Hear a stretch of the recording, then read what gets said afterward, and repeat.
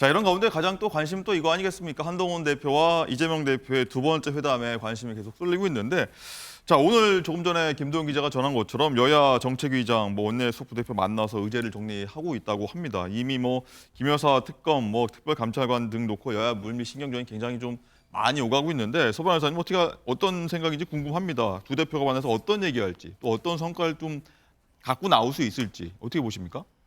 저는 주로 이제 민생을 이야기하는 거는 찬성합니다. 네.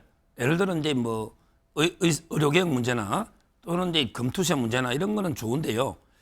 근데 문제는 이제 그 김건희 여사 특검 있잖아요. 예. 이거는 이제 합의할 수 있는 상황이 아니에요. 이재명 대표는 어떻게든 좀 합의를 이끌어내 보려고 하겠지만 네. 이거는 이제 진짜 레드라인을 넘는 거예요. 어허. 따라서 이제 한동훈 대표가 합의한다면요. 예. 그런데 합의할 일 없을 것 같아요. 그래서 이제 노는 게 특별감찰관 제도 아닙니까? 예. 이게 마지노선이에요. 특별감찰관까지는 저는 합의 찬성. 예. 그러기에 특검은 절대 안 된다. 그렇게 할 거예요. 네. 이수근 부위원장님 두 가지 의제가 아마 대표적일 것 같은데 서 변호사님 의견하고 동일하십니까? 어떠십니까?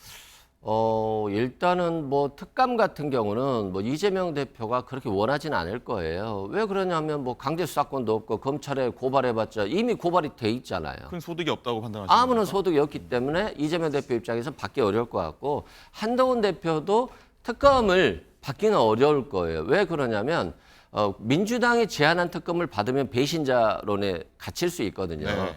그래서 만약에 윤석열 대통령과 각을 서다가 도저히 안 되겠다 싶으면 그 때를 봐서 자신이 발의하는 특검안을 제출할 것이다.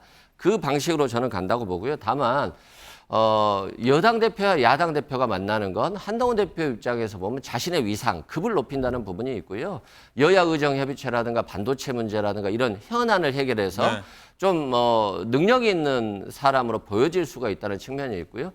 또 이재명 대표 입장에서는 지금같이 어려운 시기에 여야가 합쳐서 뭔가를 해본다라고 하는 측면에서 수권 능력이 좀 보여질 수 있고 또 반대로 여야 갈등을 증폭시킬 수도 있다는 측면에서는 서로에게 도움이 되는 대표 회담이다라고 생각됩니다. 알겠습니다. 뭔가 국민이 원하는 소득이 나왔으면 좋겠다 이런 생각이 좀 듭니다. 어쨌든 정치권 정말 숨가쁘게 돌아가는 것 같은데 차차 하나씩 보도록 하겠습니다.